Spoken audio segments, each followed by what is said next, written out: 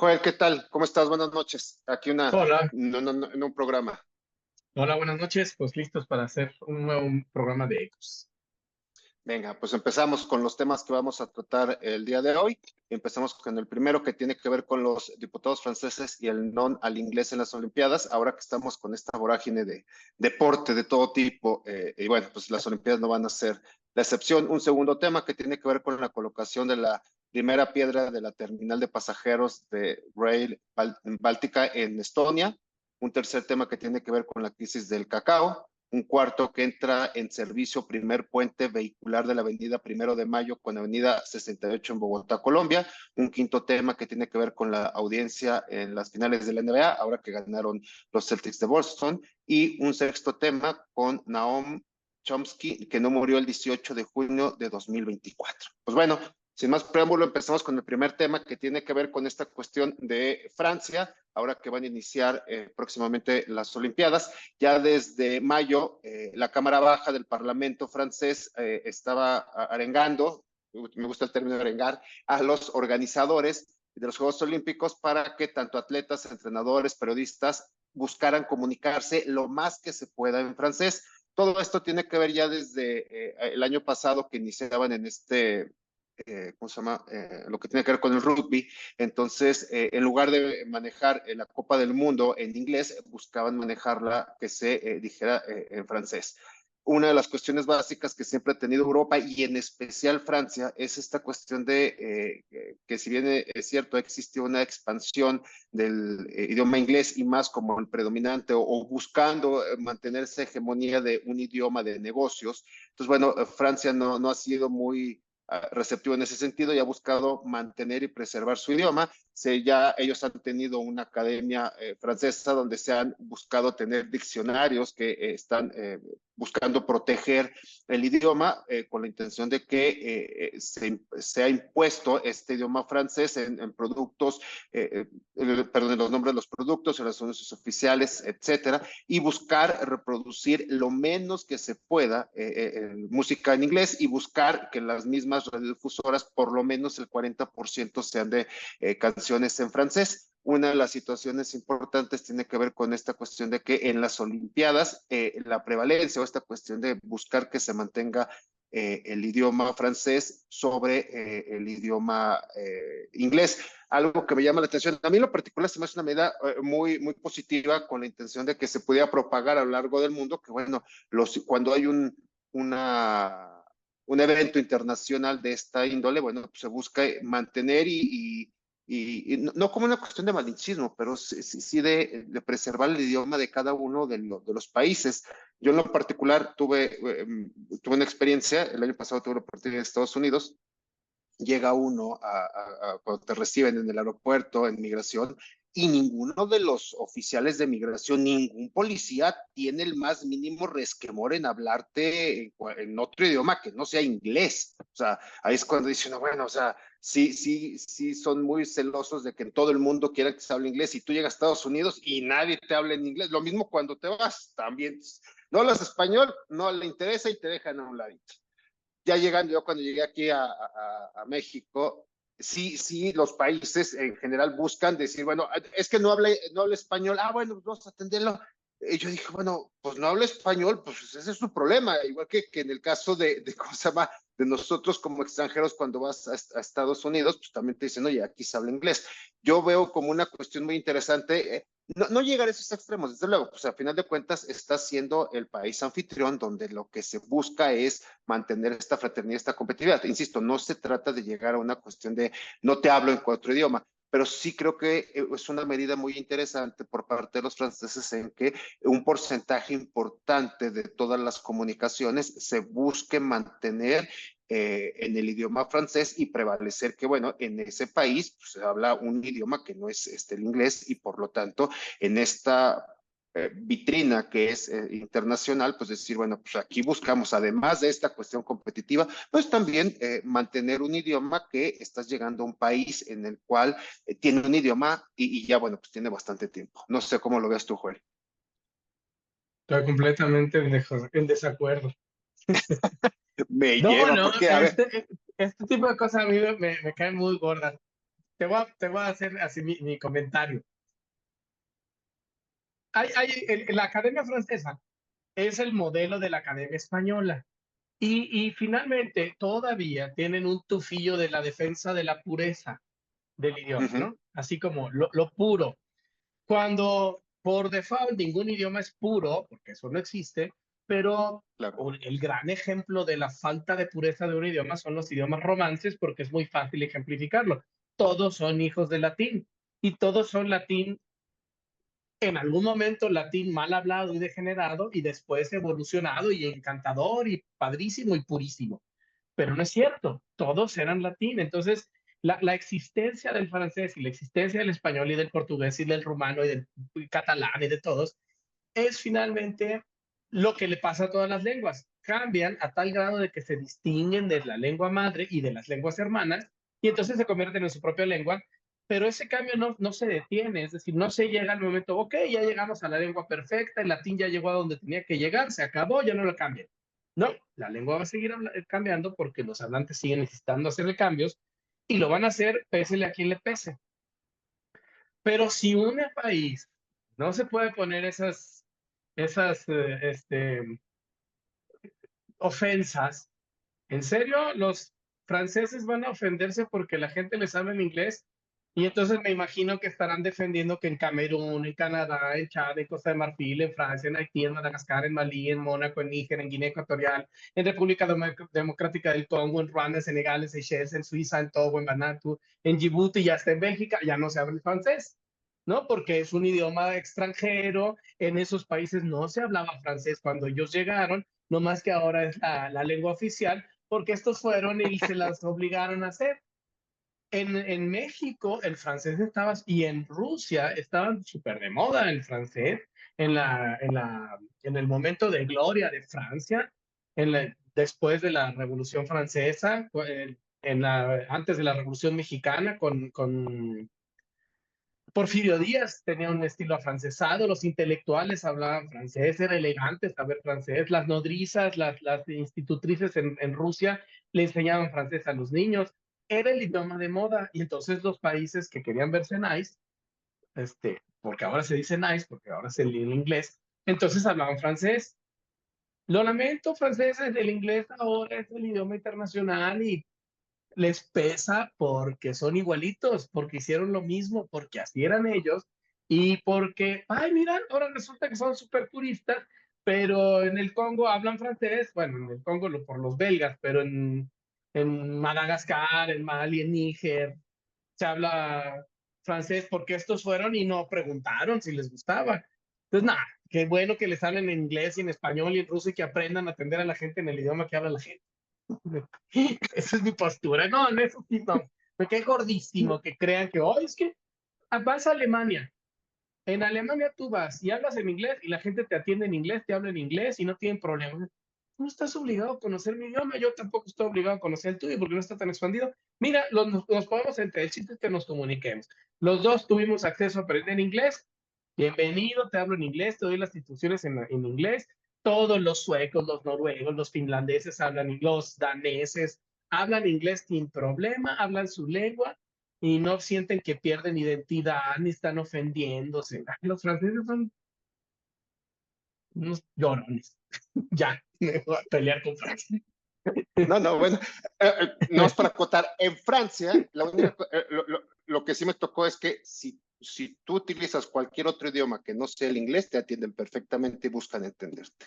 Entonces, eso es lo Claro. que en lo particular me crea una empatía con los franceses, es decir, sí, sí, sí, si vienes a mi país, hablas mi idioma, si no, te regresas a tu país, sea como Pero sea. claro que el que no les guste es el inglés, pues es el que lo sustituyó, es el de, lo odian. Ya se salió de la Unión Europea, Inglaterra, y el idioma común en el que hablan todos cuando se reúnen es inglés.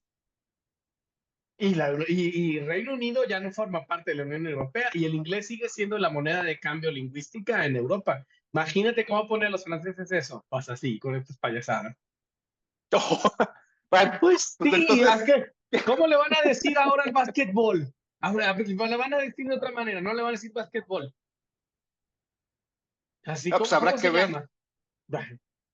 Habrá Vengamos. que ver, habrá que ver cómo lo van a, ¿cómo se llama? A narrar, que será interesante. Ya me meteré más en esa cuestión a ver cómo se maneja. Pero Está bien. bueno, sí, creo que empezamos radicales con esta cuestión. Sí, Va, no, me pone de malas. pasamos al siguiente tema que tiene que ver con la colocación de la primera piedra de la terminal de pasajeros en Rail Báltica en Tallinn, Estonia. Venga, Joel. Fíjate que, pues como hemos platicado, este programa trata de noticias que nos llaman la atención. A mí lo que pasa es que luego los medios, hay noticias que llaman la atención general y es las que vamos siguiendo y siempre nos enteramos de lo mismo, pero hay más de 180 países en el planeta y cada uno tiene sus portadas.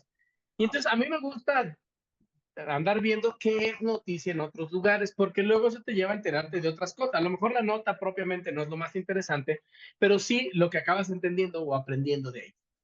La nota es colocación de la primera piedra de la terminal de pasajeros de Rail Báltica en Ülemiste, no sé si se pronuncia así, que se va a llamar Linda, la estación se va a llamar Linda.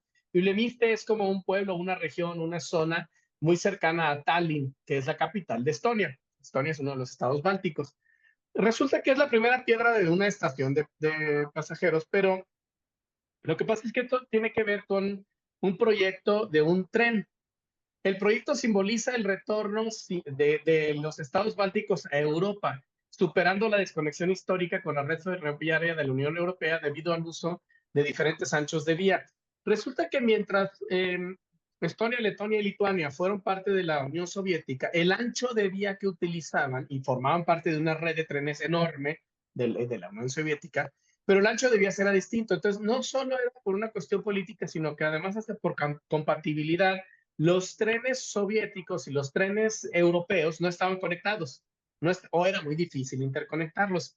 Entonces resulta que ahora que ya forman parte de la Unión Europea y que ya andan coqueteando con la OTAN y que Finlandia ya también es parte de la OTAN, entonces ahora se planeó un tren que es el tren, digamos, el tren báltico, el Rail Báltica, que va desde Finlandia, que no es el país que ya era separado, pues, pero pasa el mar y entonces llega a Estonia, baja Letonia, baja Lituania y entonces se conecta a Polonia, que ya está conectada con Europa. Entonces es un tren que va a permitir la conexión de pasajeros y la conexión de mercancías para los tres estados bálticos y además ahí a Finlandia, que se acaba de unir a la OTAN y que es un país vecino de Rusia. Esto implica la integración europea. Este tren es un proyecto de infraestructura ferroviaria que busca integrar a estos estados con Europa, ¿sí? Por completo. Además, obviamente tiene un aporte de sostenibilidad ambiental, es una ferrovía electrificada, utiliza tecnologías y materiales modernos y evita áreas protegidas y en teoría minimiza el impacto ambiental. Obviamente hay que ver qué dicen los ambientalistas, porque todo proyecto de tren, pues finalmente algo hace. Va a ser muy seguro, es compatible con todos los estándares de seguridad europeos, es decir, ya es una postura política muy interesante porque es el corte con Rusia, es el corte con los ex estados soviéticos. La tecnología es de última generación, estilo europeo, cumple todos los estándares, como había dicho, europeos. Y esto interesante que es el ancho de vía es de 1435 milímetros, que es el ancho de vía estándar. El ancho de vía de la Unión Soviética, de Rusia y de los países exsoviéticos ahora era de 1520 milímetros, es decir, había una diferencia. Entonces, un tren que va de un sistema de trenes al otro, pues no puede pasar o tiene que hacerse adaptaciones. A ese ancho, el de 1520 milímetros, que es el ancho entre rieles, se le llama ancho ruso, porque es el Ya. que se usó en la Unión Soviética. No más que resulta que ese ancho específico se utilizaba en Estados Unidos y en el Reino Unido porque al principio de los trenes no había estandarización, entonces en Estados Unidos había trenes de montones de medidas, de hasta menos de 1 metro de ancho de vía hasta casi 2 metros de ancho de vía. Ya después se empezó a estandarizar, se quedó un estándar europeo, es el que usamos en México, es el que usa Estados Unidos, que es el de 1435 milímetros, pero Rusia y todos los estados soviéticos tienen 1520, como todos los trenes de Estonia, Letonia, Lituania, que eran de 1520 milímetros. La velocidad de este tren va a ser de 249 kilómetros por hora, es decir, es un tren rápido, no es alta velocidad de estilo chino o japonés o español, pero es bastante rápido. Y la declaración que hizo Magda Kopinska, que no sé si se pronuncia así, es interesante en la inauguración de esta primera piedra, bueno, no es la inauguración, es la primera piedra de la estación. Dice, Rail Báltica es un proyecto europeo, báltico y estonio, porque estaban en Estonia. Los estados bálticos tienen que estar conectados a la red ferroviaria europea para la seguridad de las mercancías, para facilitar los viajes, para el desarrollo económico y por último, pero no menos importante, para nuestra seguridad común europea. La Comisión Europea ha sido y seguirá siendo un firme defensor del Rail Báltica. Esta declaración en estos momentos es súper interesante porque, de nuevo, todo ya tiene que ver otra vez con una suerte de guerra fría, una separación en lo económico de Rusia, en los pasajeros, una integración a Europa, pero ahí como quieras que no, como coda al final, es para la seguridad común europea. Es decir, los estados bálticos que formaban parte de la Unión Soviética ahora forman parte de Europa, se ven como europeos y entienden su seguridad como vinculada a Europa.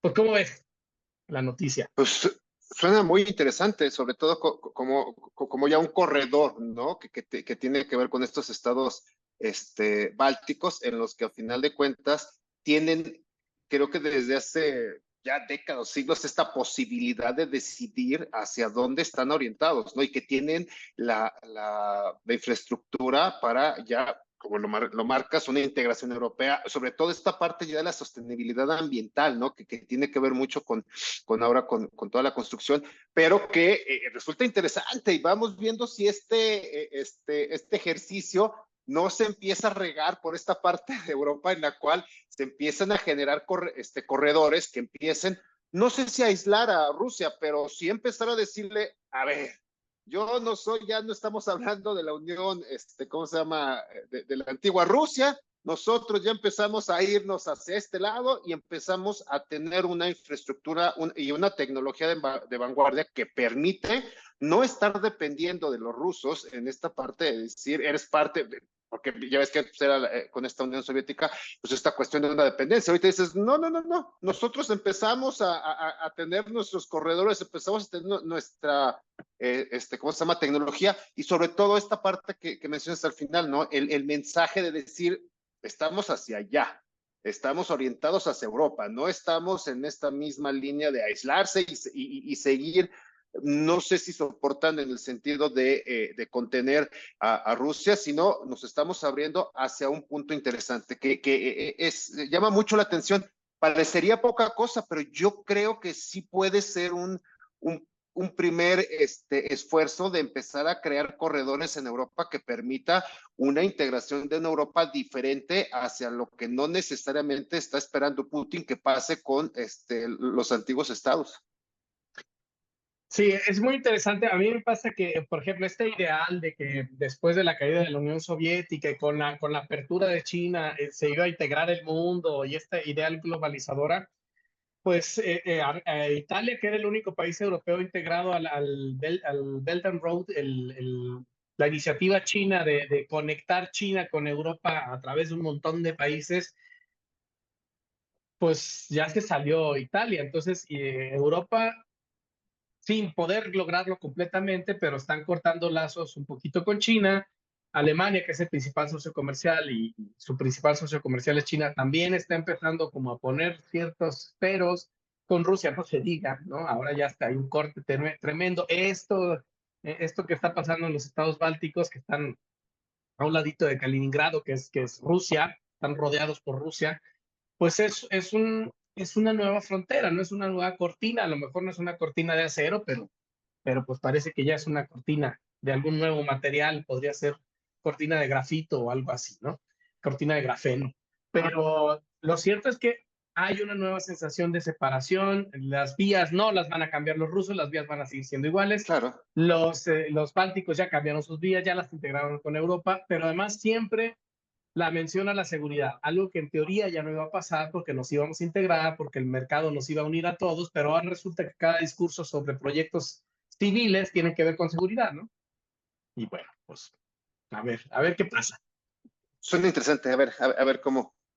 cómo acontecen las cosas. Bueno, pues ahora nos metemos a un tema que a mí me llamó la atención, igual que los anteriores. Si bien es cierto, hay temas que parecerían que por su misma publicidad o son muy generales, o en ocasiones esta generalidad hace que como que se pierda, ¿no? Esta cuestión del cacao, que ahí dice, bueno, pues si sube o baja el cacao, ¿qué pasa? Nada, bueno, hay menos cacao. No, o sea, el cacao, el consumo de chocolate en el mundo es impresionante.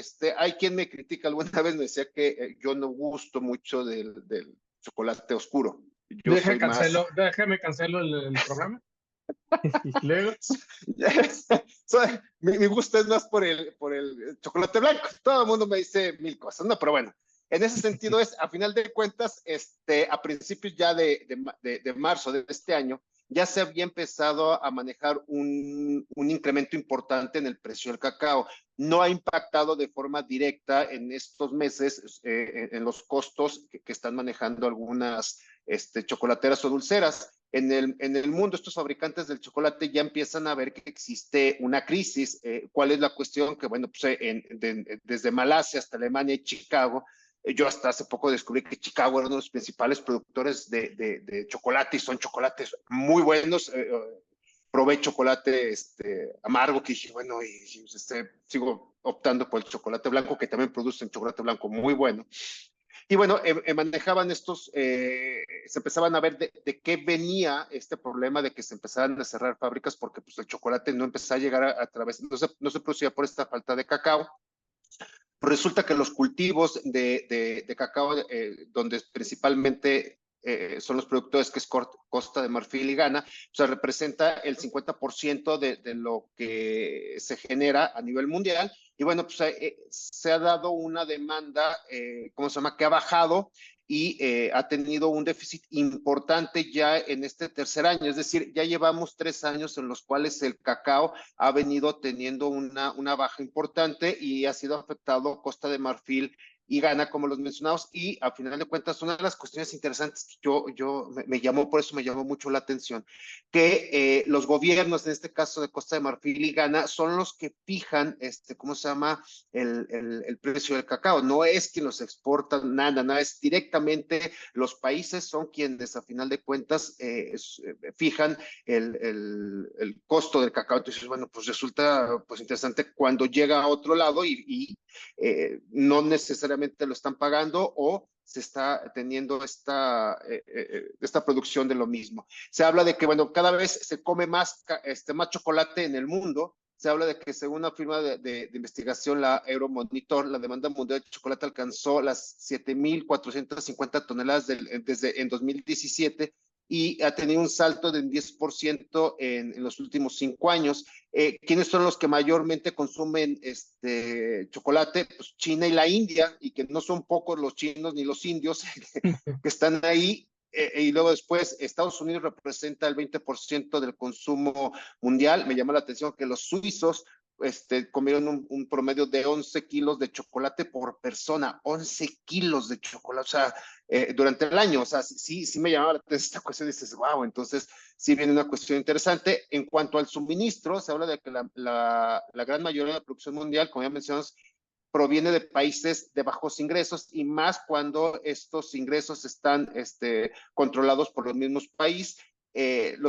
Cuando se habla de quiénes son los que eh, no, recolectan el mismo cacao, pues hablan desde que son muy grandes, ya estamos hablando de 51 años, perdón, en adelante, o son los más jóvenes que a final de cuentas empiezan, pero que van cambiando el interés porque no les resulta redituable esta parte de estar, ¿cómo se llama?, recolectando el cacao. Y bueno, la otra de las cuestiones importantes es que parecería que es muy sencillo la parte de cultivar el cacao, y no, se habla de que el árbol de cacao es nativo de áreas tropicales y solo crece bien en climas húmedos con una estación seca más corta y lluvia regular, lo que explica que básicamente pues, es un cinturón estrecho de 10 grados sacado de la línea del Ecuador.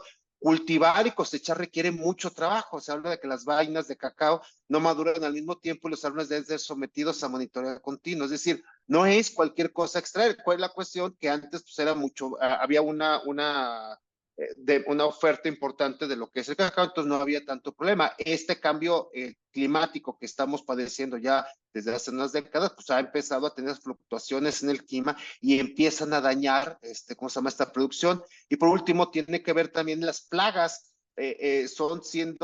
Como son una planta silvestre, pues hasta ahora la única forma que se tiene de proteger los árboles, las plantas, perdón, de cacao, pues es reemplazándolos. O sea, no es que exista una condición en la que nos hemos puesto a nivel mundial, si bueno, ¿cómo le hacemos para que no tengamos que reemplazar y esperar esta parte de que crezcan las plantas? No, simplemente, pues como no ha importado hasta el momento de que se acabe el cacao, pues no pasa nada, se ha reemplazado. Se maneja que en el último año los precios del cacao han subido un 230%. Esto al final lo manejan como una oportunidad importante para el Perú. El Perú aquí en Latinoamérica es uno de los países que produce cacao y la ventaja que tienen en un principio es que no está supeditado al gobierno los precios. Entonces resulta como interesante que Perú pueda entrar al quites, por llamar de alguna forma, en esta producción de cacao. ¿Cuál es la cuestión? Que dicen que no es el mismo sabor. Entonces, bueno, bien interesante que parece que en los próximos meses o el próximo año el chocolate va a tener, ¿cómo se llama? Aumentos importantes, hasta puede llegar a escasear no solamente en el chocolate que se maneja el cacao, pero sí puede llegar a ser, podemos entrar en una crisis de cacao. ¿Cómo ves, Juan? Pues está muy interesante. Fíjate que ahorita que estabas platicando esto, hace como un año, leí un libro muy chiquito, pero era muy divertido sobre el café. So, era un libro así sobre el café. No me acuerdo siquiera cómo se llamaba, era un libro muy sencillo. Pero la hipótesis central era que el café y el té, esas dos bebidas, bueno, esas dos plantas, eran algunas de las plantas más exitosas de la historia. Es decir, no hay posibilidad de que no haya café y té porque hay en todo el mundo y se venden muchísimo, ¿no? O sea, la venta de café, que el café es uno de los productos más comerciados del mundo, después del petróleo y la tinta o algo así, pues, es súper comerciado. Y entonces decía que si lo leemos desde el punto de vista natural, bueno, es que es el mecanismo que encontraron el té y el café para sobrevivir y ser una especie vegetal superviviente y trascender, pues fue ser adictivas. Y entonces el vehículo, sus esclavos para dominar el mundo son los seres humanos que se hicieron adictos al té o al café. Y es muy padre porque es claro, quienes dominan el mundo son el té y el café, estoy exagerándolo un poquito, pero algo así, que lo que hacen es que utilizan al ser humano y entonces ellos ya se echan así a descansar porque nosotros las plantamos, las cosechamos en todo el mundo. Tenemos café, empezó en África y se fue a la península arábiga y luego se fue a todo el mundo y el principal productor ni siquiera es de por allá. El principal productor del mundo de café es Brasil. Y así está el chocolate, ¿no? Chocolate a lo mejor para allá va, ¿no? Está buscando convertirse en una planta súper exitosa, que también es adictivo, y combatir, o por lo menos emparejarse con el té y el café, porque empieza en México y luego se va a Europa y luego se empieza a plantar en África y ahora resulta que los mayores productores y los más exitosos son los africanos, ¿no? Entonces, bueno, pues parece que algo interesante está pasando con el chocolate. Quizás sea crisis porque ha subido muchísimo de precio y va a haber escasez porque consumimos demasiado, pero a lo mejor es un éxito para el chocolate, ¿no? O sea, la planta de cacao es de, mire, ya no tengo yo que hacer nada, no tengo que esperar abejitas ni pajaritos. Estos Claro. cuates se hicieron adictos también a mí, como el chocolate y el café, y ya, voy a ver cómo me salvan ellos. Muy interesante, está padre esa nota. Sí, sí, sí, viene cuestiones interesantes con el cacao. Bueno, pues pasemos a la siguiente. En el caso de esta nota que entra en servicio, primer puente vehicular de la avenida Primero de Mayo con la avenida 68 en Bogotá, Colombia. Dinos, Joel, ¿qué hay de interesante en esta parte? Fíjate, la nota es esa, ¿no? Es una nota de un periódico colombiano que Claro. dice que inauguraron un puente vehicular en la avenida Primero de Mayo con la avenida 68 en Bogotá, Colombia. Esa es la nota. De nuevo, por eso me gusta ver las noticias así, porque lo que pasa es que te vas a enterar de cosas, ¿no? te preguntas, ¿y eso por qué será una noticia de primera plana en Colombia? Pues resulta que este puente se ha completado y se ha entregado, que es el primer puente vehicular que forma parte de toda la infraestructura que se necesita para el proyecto del metro de Bogotá. La ciudad de Bogotá, en Colombia, la capital, no tiene metro, no tenía, pues ya lo están construyendo. Y resulta que la zona conocida como el Pulpo, que es donde se inaugura este puente, es un punto complejo donde convergen puentes vehiculares, vías de tráfico mixto, el viaducto del metro, estaciones del metro y Transmilenio, que es una ruta de camiones y además una ciclorruta que allá se las toman en serio, no como acá. Entonces es una convergencia de un montón de vehículos y ahora va a estar el metro. El avance del metro, Bogotá es la capital de Colombia, en México tiene 3 ciudades con metro, Brasil tiene 9 ciudades con metro, Venezuela tiene 4, aunque una en realidad es como el suburbano de la Ciudad de México, pues no cuenta como metro, pero bueno, sí. Perú tiene 3 ciudades con metro, Argentina nada más tiene una, que es Buenos Aires, México tiene 3, Guadalajara, México y Monterrey. Pero bueno, eh, Colombia no tenía. Y entonces ahora ya van a tener el avance general de la primera línea. Creo que están proyectadas 4 líneas y las 3 primeras ya están empezándose a construir. Entonces va a iniciar con 3 líneas. Guadalajara inició con una, creo, o con 2. El avance general de la primera línea es del 34% hasta el 31 de mayo, incluyendo gestión predial, traslado de redes, ejecución del contrato de concesión. Me puse a leer la historia del metro y es interesante porque son años. Desde 2016 inicia propiamente la empresa que lo va a hacer, pero empiezan a construir años después porque toda la primera parte es la planeación, conseguir los permisos. Es un trabajal hacer un metro. Y está interesante la finalización. Este puente es como la primera gran obra ya encaminada, ya es como ver la realidad del metro ejecutándose. Todo esto va a construir obviamente la economía porque es una derrama económica en la construcción y la primera inversión planeada para esta zona nada más son 100 millones de dólares. El proyecto del metro de la ciudad de Bogotá está desde 1949, es decir, en la década de Uh, 1950 ya estaban pensando en que a lo mejor sería necesario, que sería conveniente tener un metro, ya había metros en muchos lugares. El primer diseño, la primera vez que se planeó un metro ya formalmente, porque pasaron muchas décadas, fue en 1996 y hasta 2016 se constituyó ya la empresa, es decir, ya la institución que se va a encargar de la ejecución del metro.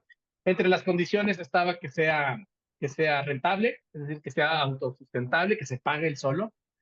Y comenzó a construirse en 2020 y va a estar listo en 2028. Entonces, para 2028, Bogotá será una ciudad con metro, lo cual me sorprende porque creo que Colombia es uno de los países modernos de Latinoamérica.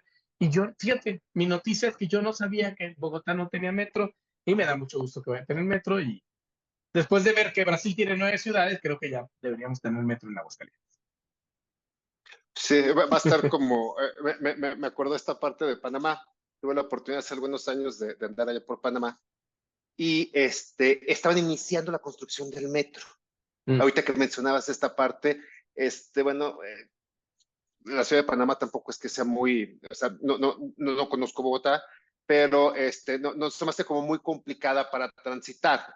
En el caso de Panamá, yo decía, bueno, un metro que, o sea, como para que te podría beneficiar. Ya me he explicado que sí, bueno, si hay beneficios, sí venía, pero vengo también a esta parte en la que tiene que ver con un proyecto que inició en 2011. En Mm. 2014 empezaban, ¿cómo se llama?, a proyectarlo y cuando me tocó ir, que creo que fue, sí, pues en los 14, 15, empezaba. Entonces, cuando tú ves en la Ciudad de México, uno que ya, como que es más común que tú veas un metro ya totalmente organizado, no sé, si te vas a Pantitlán o te vas a Indios Verdes, eso, pues eso es un metro, ¿no? O sea, o te vas o sea, a España en Atocha, empiezas a ver todas esas, pero cuando vas viendo cómo se va formando, dices, oye, resulta bien interesante el proceso que se tiene para tener un metro y el impacto que realmente va a generar en las personas, y que no es necesariamente, y que no es únicamente los ciudadanos. Esta parte que viene sí para la cuestión, ¿cómo se llama?, económica, sí para la cuestión turística, sí, pues sí, porque subirse ahí de repente en un camión en lo que viene a ser Panamá, pues sí es horrible, ¿no? Porque esta parte o un taxi también. Entonces, sí creo que va a venir a aportar cosas interesantes, pero ahorita que decías de Bogotá, yo suponía, dije, bueno, si Panamá, que estamos hablando de una economía más pequeñita, entendiendo lo que tiene que ver con la parte de los bancos, yo suponía que Bogotá ya lo tenía desde antes que Panamá. Entonces, ahorita que me dices que Bogotá está en planes de, y ya, ¿cómo se llama en Panamá? Estamos hablando de que al parecer ya están en la línea 2 que se inauguró hasta antes de la pandemia. Entonces, pues todavía me resulta más interesante tu nota, ¿no? Decir, bueno, pues uno pensé que Bogotá uno ya tendría, y entonces si Panamá, que está en Centroamérica, que está ya va la línea 2, dices, wow, si viene como que estas, ¿cómo se llama? Claros oscuros pues de los medios de transporte que se tienen, ¿no? Sí, y fíjate, yo puedo hablar de la experiencia también así personal. A mí me pasó, yo vivía en Guadalajara y yo vivía en una zona de Guadalajara a la que ahora llega la línea 3 del metro. Bueno, o llega muy cerca, pues. Casi en un extremo de la línea 3, el otro extremo es la central de autobuses. Y yo venía a Aguascalientes y entonces tomaba un camión muy bonito, porque había unos camiones con televisión ya hace muchos años, no voy a decir cuántos, pero hace muchos años que no había la línea 3 del metro. Yo vivía en Guadalajara y tomaba el camión para irme a la central de autobuses, luego tomaba el camión para venir a Aguascalientes. Pero ese camión hacía 1 hora y media de que yo lo tomaba a que llegaba y era uno de los camiones que no hacía muchas paradas, tenía paradas muy alejadas y eran asientos que se reclinaban, tenía tele, era como viajar. Era 1 hora y media de mi casa, de donde yo vivía, en un departamentito, a la estación de camiones para luego tomar el camión para Aguascalientes. Y ahora tomo el metro, la línea 3 que está preciosa, de veras está muy bonita, tomo la línea y hace como 25 minutos, o media hora cuando mucho, a donde yo vivía. No, si los metros cambian las ciudades, no estés, siempre que hay obra pública, seguramente hay cuestiones políticas, seguramente hay quien se opone, Claro. seguramente hubo chanchullos en la construcción, pero lo cierto es que como usuario, y esto solo puedo hablar desde mi punto de vista, sí me hubiera cambiado, o sea, sería otra mi recuerdo de vida de Guadalajara si hubiera habido la línea 3 del metro. No hubo. Sí, sí, no, Digo, no, sí, me sí viene a encanta cambiar. Guadalajara y me fascinaba vivir Claro, en claro. Guadalajara, pero era 1 hora y media más el traslado a Aguascalientes. Eran viajes pesadísimos. No, impacta en el tiempo, impacta en la economía, también desde el mismo automóvil, ¿no? La cuestión que te genera la gasolina y el desgaste de un vehículo, ¿no? Que son en la Ciudad de México, ¿no? La parte esta cuando vas a ver, aquí recordando a los bicampeones, cuando me tocaba la oportunidad de ir a ver ¿cómo se llama? A ir a la Azteca, decías, vas en Uber, no, pues es una locura, tú te vas en metro y estás en 30 minutos, o sea, es decir, sí creo que hay un impacto muy importante hacia el metro cuando está pensado sobre lo que se está yendo. Y creo que, bueno, pues sí, me llamó la atención ahorita que decías de Bogotá y dije, bueno, pues sí, pues yo recuerdo que Panamá ya desde antes ya iniciaba y dije, bueno, pero creo que son avances interesantes en estos países que son también importantes en su economía. Bueno, pues pasemos a un tema. Yo soy muy amante de los deportes y los rescato precisamente porque de repente creo que viene la moda de lo que es el deporte para algunas personas que no son muy aficionados, pero que les llama la atención ver un buen espectáculo. Bueno, pues ahora entramos en lo que tiene que ver con la audiencia, en la audiencia de las finales de la NBA. Pues, como muchos lo sabrán y otros pocos no tanto, hubo ya la final de la NBA en la que fue jugada por los Boston Celtics con una historia muy importante. Fue fundado en el 46 y los Mavericks de Dallas, que es un equipo relativamente joven que fue fundado en los 80. Hasta ahí dice, bueno, pues Boston, Mavericks, bueno, pues todo el mundo ve ¿cómo se llama? El básquetbol. Pero resulta que se hace como dos formas interesantes. Por un lado, se miden unas audiencias que es a partir de Estados Unidos con las televisoras o las cadenas de televisión que son los que están, ¿cómo se llama? Midiendo y son las que están visualizando este deporte. Y viene un punto importante que se empezó a dar desde el año pasado, pero que no entró muy del todo, que es el streaming. Se empezó a vender la liga del NBA a través de el Pass NBA. que ya pues, muchos, ¿cómo se llama? Apps o muchos servidores de streaming lo empezaban a dar. Aquí viene una cuestión interesante por parte de, ¿cómo se llama? De los Mavericks. Tenemos a un lituano, Luka Doncic, que creció 200-300% en Europa, el PAS de NBA. Y en el caso de los Boston Celtics está por 5, no sé si se diga así, pero que también está en la parte de Europa, en la cual creció brutalmente la NBA. ¿Por qué? Pues porque son jugadores y son jugadores importantes. Lo que resulta interesante es que en Estados Unidos bajó la audiencia. ¿Por qué? Pues porque hay una afición importante en la cual se manejaba que dentro del primer partido de las finales de la NBA se promedió un 5.7%, es decir, alrededor de casi 11 millones de espectadores, ¿cómo se llama? En la ABC, y se manejaba desde ESPN Deportes, que manejaban alrededor de 11.4 millones y superaban algunas de las series que se tenían desde 2020, 2021 con los Bucks y los Suns, pero todos estos ratings, ¿cómo se llama? Eran mayores a lo que se tuvo en los dos primeros juegos, ahora que se transmitió con respecto a los Celtics y, ¿cómo se llama? Los Mavericks. ¿Cuál es una de las cuestiones importantes? Que los dos primeros juegos fueron ganados por Boston y de repente viene una cuestión interesante en Estados Unidos cuando son estos juegos, en la que baja, va a decir, no, pues ya barrió, ¿para qué lo veo?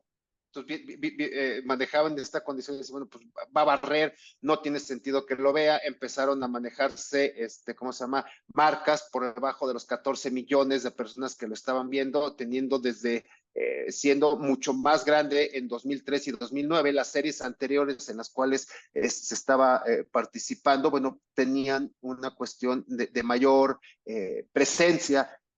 Pero viene este contraste de decir, bueno, pues en Estados Unidos bajó, ¿por qué? No es que no les guste, los estados se llenan, pero sí viene como un desánimo de decir, no, pues ya ganó 2-0, lo más sencillo es que vayan a barrer. Existían, no había ganado nadie, o creo que ganó solo un equipo, se levantó de un 3-1, yendo abajo, pues está sumamente complejo que a final de cuentas un equipo se vaya a levantar.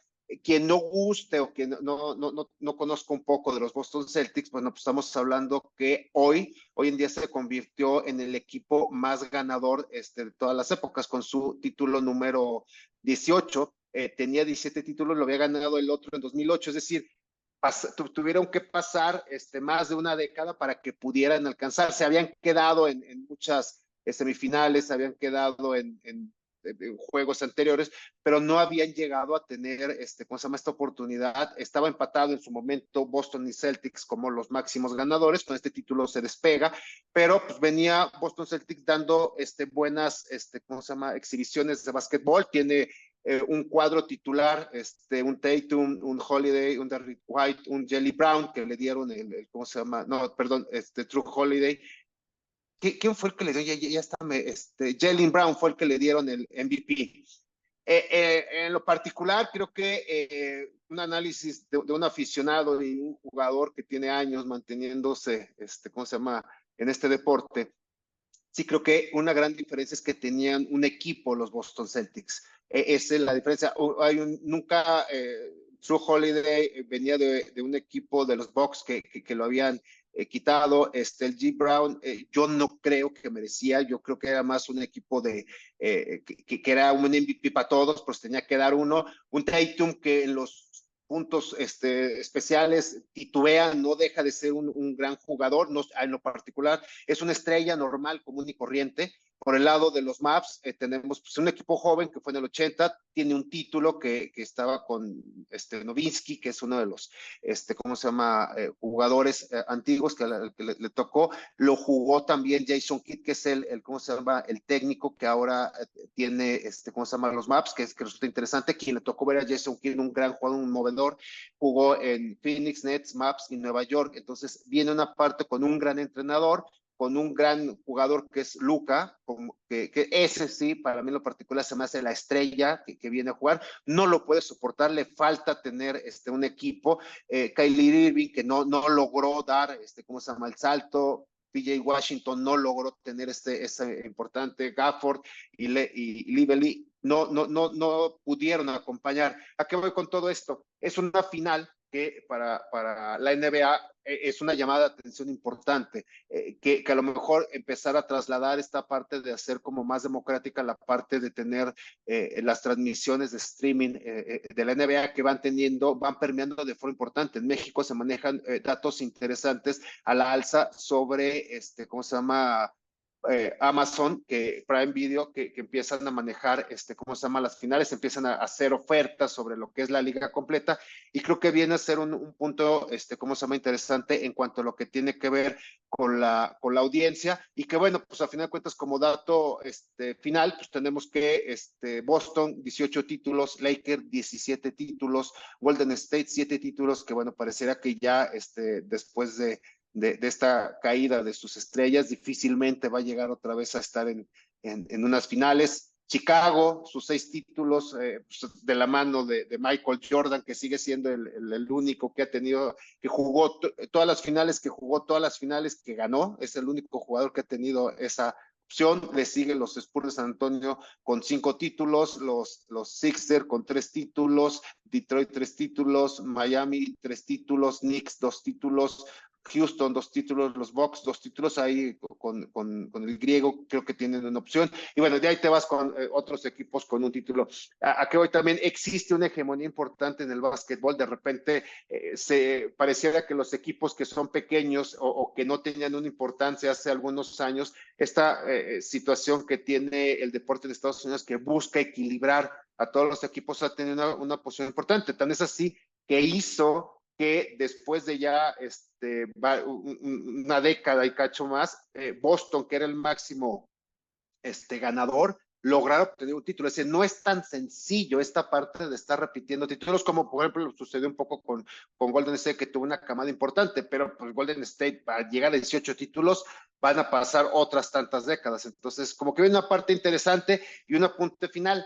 Creo que la NBA está en este punto de que no tiene grandes estrellas. Ya se le hizo viejo, ¿cómo se llama? Su estrella, LeBron James, que en lo particular creo que jamás va a tener ni tendrá la posición de un Michael Jordan que quiso alcanzarlo. Es un jugador, pero no es un superestrella. Es decir, es un jugador que busca a través de muchas cuestiones que difícilmente se mantiene un equipo, no logra cargar un equipo. Entonces, creo que estamos regresando a la época de la NBA donde estamos hablando de equipos y no de figuras. Y creo que también para mucha gente le es más atractivo ver jugadores estrellas o jugadores de cada uno de los equipos importantes, como sucedió en la época de Michael Jordan, Patrick Ewing, Clyde Drexler, jugadores que eran insignias de equipo. Ahora no, creo que estamos regresando a que la NBA tiene equipos que hacen ganar títulos, no figuras que tienen la posibilidad de cargar, ¿cómo se llama? Los equipos. No sé cómo lo ves, Joel. Creo que tú alcanzaste a ver algunos juegos de estas finales. Vi el último.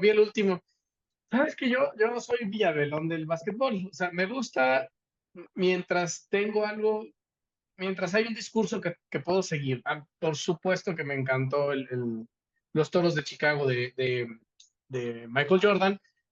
Todavía me gustaba mucho cuando estaban Kobe y Shaquille. El último historia que me gustaba era el encuentro entre Golden State y LeBron James. O sea, ese encuentro me gustaba.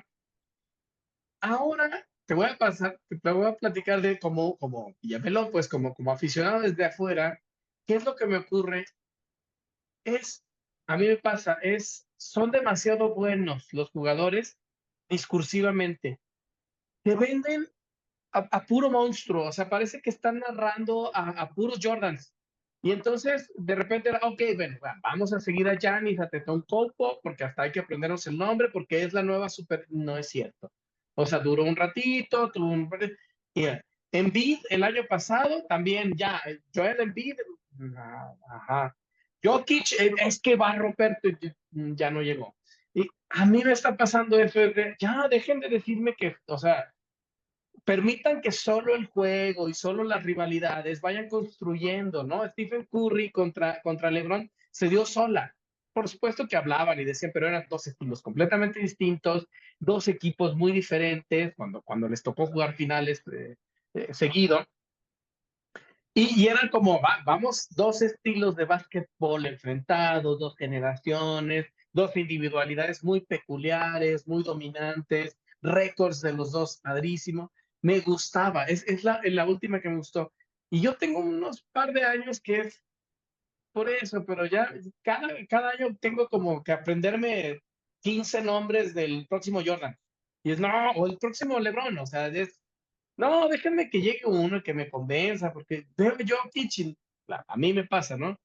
Veo un básquetbol más lento en algunas cuestiones, menos físico, menos rápido, menos defensivo, y está bien, o sea, está bien porque dependiendo de las reglas habrá quien destaque ahí, pero como que destacan desde antes, o sea, son como puros, ¿te acuerdas cuando vino la moda de los Baby Jordan? Ujú. Que salía Jordan y salía y te iban diciendo cada año, ahí viene el nuevo, ahí viene, y no era nuevo hasta que llegó Kobe, ¿no? Que es lo más Jordan que hubo y llegó a grandes. Pero ahorita ya ni siquiera te dicen el nuevo LeBron o el nuevo Stephen Curry, no viene Super Giannis que va a dominarlo todo, viene Super Jokic que va a dominar todo, viene Luka que es increíble, viene Kevin Durant que no, pues sí, tuvo 2 MVPs, pero no es cierto, no hay, no, para mí. Y entonces me pasa eso, yo vi esta final y era no tengo una rivalidad que ver, no solo es que fueran dominantes los Celtics, no estoy viendo quién contra quién va, o sea, no es como el americano, que no me importa quién juegue, porque el fútbol americano pasa, no me importa quién juega, el juego me divierte. En el básquetbol, a mí me pasa, sí necesito sentir que hay algo contándose. Sí necesito ver la venganza de un jugador contra el equipo. Jordan contra los Pistones de Detroit me pareció una gran historia. O sea, había historias, había una narración detrás. Ahora es Mavericks contra Celtics. Pues son los dos que llegaron. Celtics me parece un equipo con historia que me gustaría que se contara algo, pero pues no tiene una rivalidad eterna con Mavericks. Mavericks es muy nuevo. Luka y Kyrie Irving son dos equipos distintos ahí mezclados. O sea, son dos que deberían ser el líder de su equipo. No sé. A mí me pasó eso, pero lo vi. Qué bueno que ganó Celtics. Me gustan los Celtics porque soy Larry Birdista. Pero, Sí, esa es la parte. pero Pero sí, yo fíjate, soy de los que ya no ve tantos programas. Ya no veo tanta NBA como antes. pero fíjate, es precisamente eso, que creo que la NBA está buscando algo que se le perdió, que en un momento de este desarrollo se le perdieron las grandes figuras y quiere vivir o mantenerse a través de ir destacando grandes figuras, pero que no crean una rivalidad. Entonces tú te vas encontrando que cada año cuando se gana un equipo y que luego, por ejemplo, decías del el famoso Joker con Denver, ¿no? Hablaban de sí, es un gran jugador, pero como lo es Luka, como lo es, o sea, es decir, empiezas a tener jugadores que destacan, pero en un nivel promedio. Si estamos hablando de superestrellas, sí, desde luego me pongo a jugar con ellos sin un 21 y me van a No, bueno, ganar pues sí, pero 22-0. pues más les vale con lo que ganan, más les vale que sean buenos. Pero precisamente es a lo que voy. Está pasando, yo creo que está pasando un bache. Habrá muchos puristas de la NBA que me van a decir que no es cierto, pero yo creo que está pasando un bache importante en la NBA donde tiene que empezar a reconstruirse porque no está creando rivalidades y no está creando figuras que sobresalgan realmente y que se mantengan a través de grandes actuaciones que hagan que te hagan remembrar a un Kobe Bryant, que te hagan remembrar a un Michael Jordan, que te hagan remembrar todavía hasta te diría que hasta un LeBron, pero un LeBron que nunca fue capaz de mantenerse un equipo. Entonces, cuando no te mantienes un equipo, tienes esta cuestión de ser muy nómada, entonces sí puedes llegar ¿cómo se llama? A seguir el jugador, pero ya estas últimas, la última serie de Lakers en lo particular, y hay mucha gente que va a colgar, pero ya daba un poquito de lástima. Era un tipo, es un superatleta, es un superestrella, pero ya tampoco era esta parte que podía hacer grandes cosas. Y creo que ahí es donde la NBA viene con esta carencia en que, como tú dices, se trata, los grandes deportes desde mi punto de vista, es captar a más gente. Ya tengo a Julio que me va a ver, o sea, Julio me va a estar siguiendo juegos de temporada regular, me va a estar viendo la postemporada, pero ¿cómo hago para que Joel se quede? Es decir, para que me esté viendo más, o sea, es decir, pues, no me interesa los que ya tengo, me interesa captar a más gente. Entonces, estas rivalidades que, como tú dices, son añejas en una NFL, difícilmente en el básquetbol, porque ha tenido muchos altibajos en sus equipos. Entonces, creo que están recurriendo a mantener equipos históricos, pero esos equipos históricos les ha costado mucho trabajo esta cuestión de recomponerse. Entonces, creo que ya a final de cuentas está cayendo una NBA que resulta más exitosa fuera de Estados Unidos que en Estados Unidos. Sí, claro. Pues muy bien, excelente. Pero, pero bueno, pues yo creo, bueno, con esto terminado, Joel, creo que me gustaron todas las notas, tiene una cuestión como muy peculiar, que es lo que buscamos a final de cuentas, además de que nos llamen la atención, pues tener esta oportunidad de mostrar algo diferente, que si bien es cierto, por ahí debe de andar en todos, en todos los medios, pues son cuestiones que nos llaman y ojalá llamen la atención. Pues Joel, muchas gracias, No, ojalá, ¿cuáles gracias? Falta una no es nota. cierto, perdón, No, perdón, ya, no, ya, sí, porque hablaste de básquetbol aburrido y ya, todo feo. Pues notas cierto, importantes, Joel. falta la nota Joel, importante del día de hoy. ya, me voy a callar, te escuchamos, Joel. La noticia fíjate, la noticia es que no, Chomsky no se murió hoy, el 18 de junio de 2024, porque si lo Ajá. ven después. Hace unas horas, en la mañana del día de hoy, del 18 de junio, me mandaron un mensaje de la noticia de que había fallecido Chomsky. Chomsky es un lingüista, es un politólogo, es un activista. Para mí es un lingüista, porque es una disciplina que yo estudié, que me gusta, que me enamora, y Chomsky me parece un tipo brillante. Me parece que es uno de los hombres más inteligentes de la lingüística de la historia. Revolucionó, cambió la lingüística, hizo cosas que no se habían hecho antes. Y aunque su modelo, que fue cambiando constantemente y perfeccionándose, tiene contramodelos y hay alumnos de él que después hicieron modelos encontrados y desde otra perspectiva, es un referente, es uno de los seres más citados que hay en la lingüística. No puedes, ya superó a Saussure como el referente de la lingüística. Mm.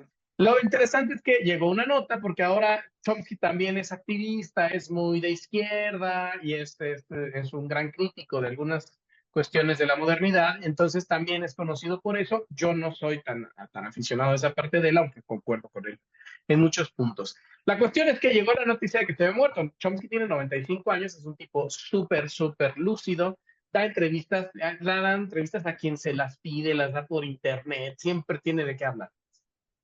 Me llega una nota y voy a tener que decir el medio.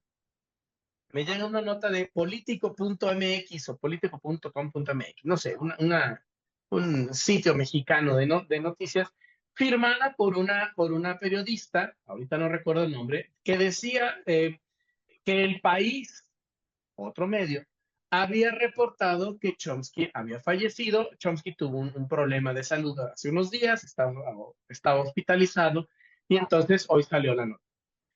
Lo interesante es que se difundieron rumores falsos hoy sobre la muerte del Noam Chomsky. No era cierto. El señor todavía está vivo, por lo menos hoy, 18 de junio de 2024, a las 9:30 de la noche de Sí. Aguascalientes, México, todavía está vivo.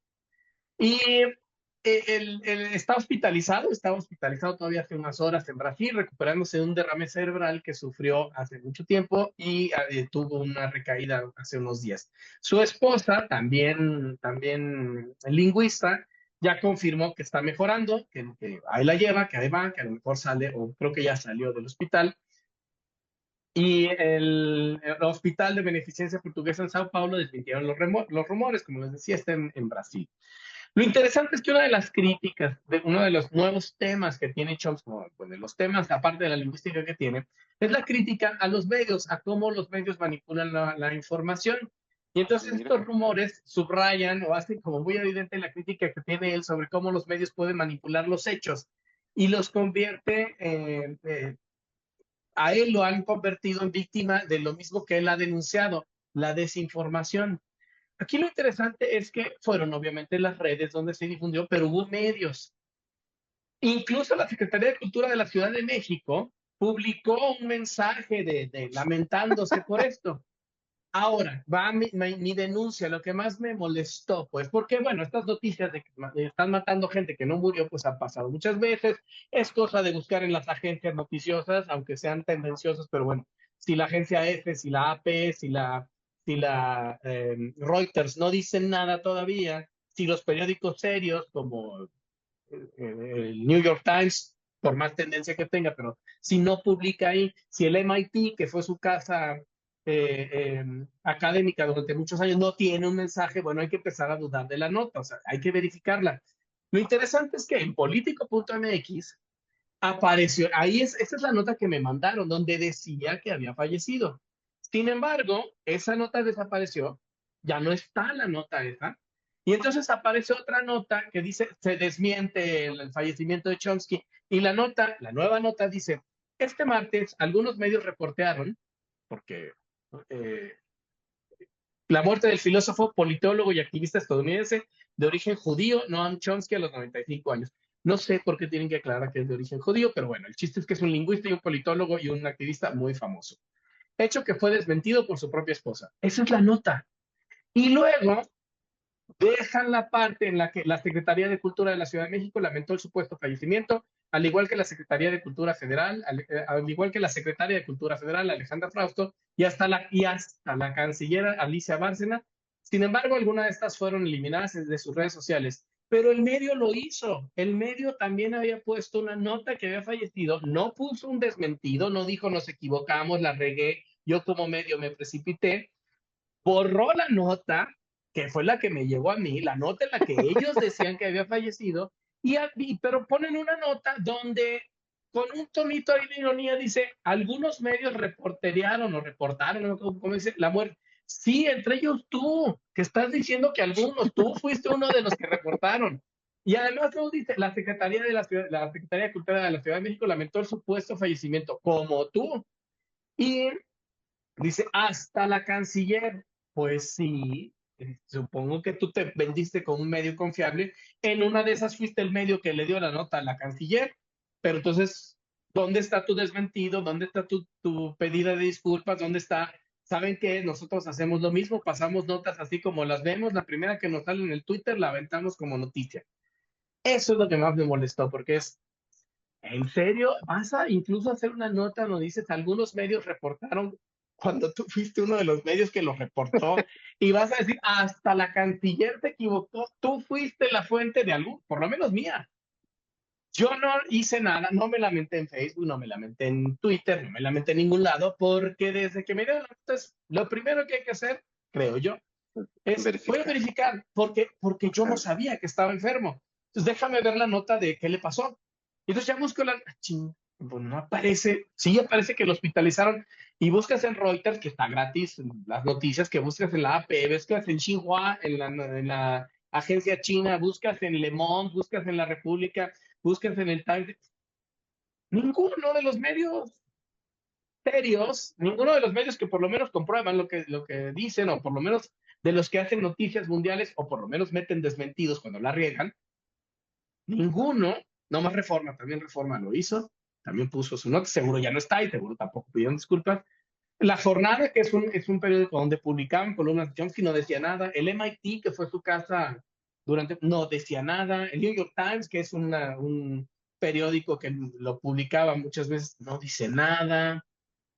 Pues no es cierto, o hay que esperar, pues ahí está el montón de noticias, pero porque fue el que me llegó, seguro me hubiera llegado a otro lado, ahorita estaría enojado con otro medio, pero estos de Político MX es de, ¿cómo? Y además haces una nota de burlita por los que se fueron con la finta, tú fuiste, son uno de los que hizo que los demás nos fuéramos con la finta, pero bueno, yo creo que equivocarse se vale, pero enterrar la equivocación y no pedir disculpas, eso no se vale.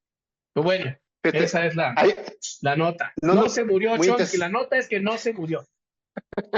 Hoy, No, por lo pero está menos. interesante, porque ahí vienen dos cosas muy llamativas. Ahorita que estabas eh, enojado diciendo las cosas, y fíjate, Me ya ponen de malas.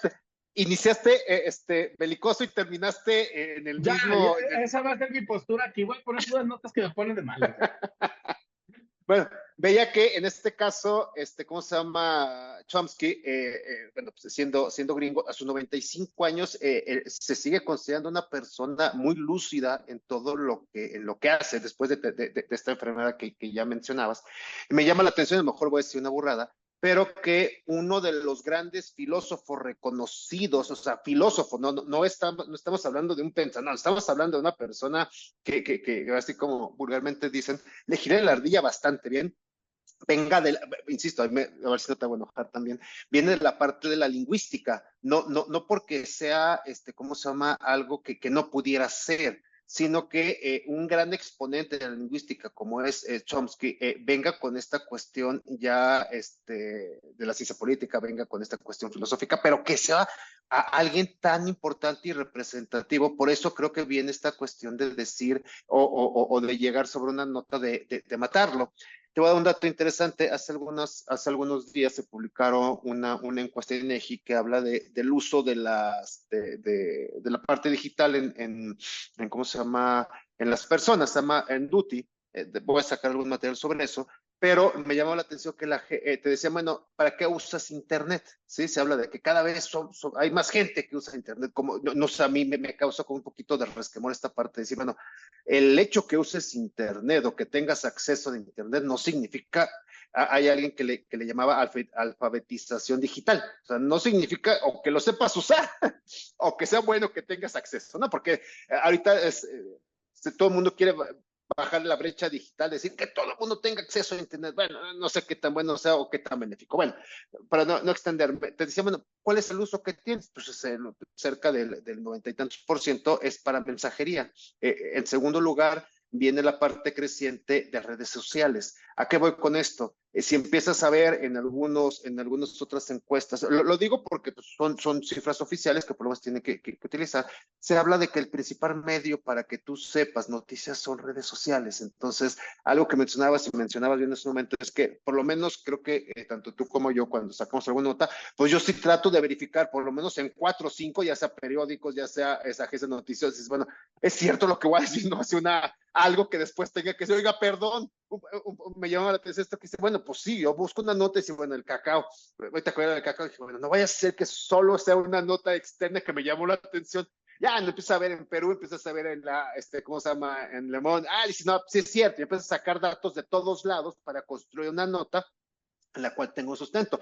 Pero también dices, oye, y llama la atención que medios ya consolidados, medios que tienen, ¿cómo se llama? Un prestigio que mantener, sean, o que lo permitan, que una nota que no está comprobada salga como si estuvieras sacando la basura de tu casa sin ningún problema y a la hora que sea, ¿no? Yo supondría que tiene que haber, ¿cómo se llama? Algún comité editorial que te diga, a ver, ya comprobaste esto, es decir, ya hay algo que sobre todo cuando matas personas, ¿no? O sea, yo creo que a lo mejor o cuando dices alguna catástrofe, dices, oye, y ha pasado, ¿no? Que los mismos gobiernos, a lo mejor el titular de alguna secretaría, pues lo saca porque se supone que tienes un equipo que te dijo, ya lo verificamos. Entonces, sí me llama la atención esta parte de que creo que en esta nota te da para un montón de, o sea, lo importante que resulta que un tipo con esta mente lo hayas matado, que crea una cuestión de decir, oye, ¿qué pasó? Segundo, dices, oye, ya viene esta cuestión de decir qué situación tiene que pasar para que una persona que criticaba o que se oponía a esta parte de los medios de comunicación lo haya matado el medio de comunicación que criticaba. Y tercero, ¿en qué estamos acabando, en qué están acabando los medios de comunicación? Y cuarto, las personas ya no buscan una cuestión de contrastar la información, simplemente si me llegó por internet o lo leí en Facebook o en Instagram, lo doy por cierto. La cosa, creo yo también es muy importante,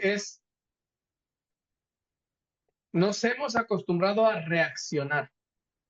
Somos reactivos. Reaccionamos a las notas. Y entonces a mí, por ejemplo, en mis clases, cuando enseñaba a Chomsky, yo les decía en tono de broma, pero lo hacía, es cada vez que se menciona Chomsky se ponen todos de pie y se rían, pero luego lo hacía yo, les decía, y Chomsky, y me ponía de pie, porque me parece, para mí es un tipo admirable, intelectualmente me parece uno de los tipos más admirables para mí, o sea, puede ser que haya quien no, pero para mí, como lingüista, me parece fenomenal, me hizo pensar, me enseñó a pensar muchísimo, me gusta muchísimo lo que hacía Chomsky.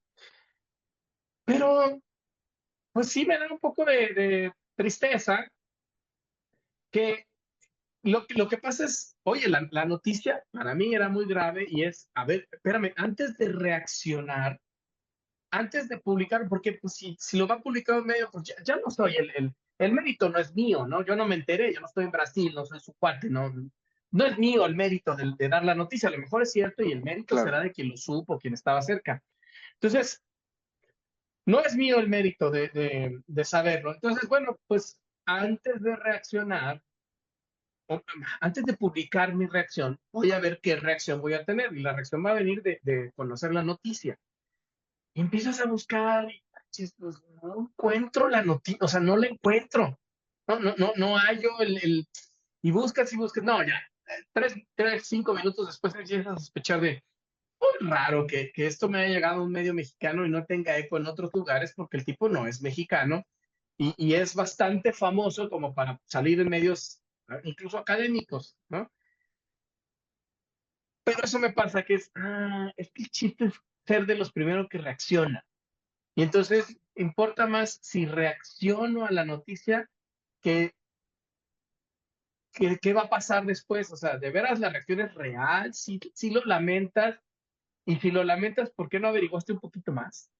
O Ujú. Sí, sí, sí. no te dolió tanto, pues, si lo primero que hiciste fue tomarlo de Twitter y echarlo a las redes, pues entonces no fue tan importante, porque lo primero que pensaste fue publicar que te llegó la noticia. Entonces, eso me pasa, ¿no? Bueno, hay noticias que a lo mejor sí, pues son rapiditas y las pones luego, pero las noticias que te importan, lamentar la muerte de alguien, a ver, déjame confirmo, ¿cómo estuvo? ¿Qué pasó? Pues, oye, qué triste, es un tipo al que admiro, no es mi amigo, tampoco es que me va a poner a llorar, pero es alguien que admiro, entonces déjame averiguar qué pasó. Así, como campeones pasan por la vida y se vale. ¿No? Y entonces ahora además perdemos tiempo porque viene una nota falsa, ves montones de reacciones a la nota falsa, empiezas a tener tú tu propio sensación de la nota falsa y luego hay que enterarse de que ocupa otro espacio de los periódicos y del día noticioso el desmentido de que no es cierto, que alguien dijo una mentira. Entonces ya tenemos una pérdida de tiempo a cada rato porque estamos, no, o sea, perdemos mucho tiempo Sí, porque claro, estamos claro, todo, claro. o sea, leyendo noticias que no son ciertas, además leemos un montón de noticias superficiales y intrascendentes y que no tienen ningún sentido. Pero además leemos un montón de noticias falsas. Y además leemos los dementidos de las noticias y nada más hay programas de discusión donde un tipo se enoja por eso y está manoteando y haciendo y prolongando el programa de enojado porque pasa esas cosas, ¿no? Entonces es una perdedera de tiempo, pero bueno, ya, esta va a ser No, mi no, postura, perder, hace demasiado calor para estar de bueno. no, y qué bueno que no terminamos con la nota anterior, nos hubiéramos perdido primero conocer un gran filósofo y segundo de tener una reacción interesante que insisto, como que tuvo más sabor Tengo mucho esta calor, edición. ya todo es tan full de la gente, reacciones tontas. Ya, esa va a ser mi postura No, ya a partir de ahora. vale, Ah, bueno, perfecto. ahora sí ya se acabó Pues mi Julio. ahora sí, ya con la venia, terminamos. Creo que esta última nota resultó, insisto, muy interesante en diferentes niveles. Entonces, bueno, pues ahora sí, Joel, ya creo que ya un poco más desahogado, un poquito de menos calor, espero yo, con el sereno de la noche. Pues tengamos una buena noche, Joel. Pues te agradezco mucho las notas y el ímpetu. Descansa, Julio, nos vemos ahí mañana. Bueno, al rato sale. Para quienes nos están viendo, ya salió el programa. Vale, Joel. Pues muchas gracias, Estamos viendo. descansa. Hasta luego. Bye. Hasta luego.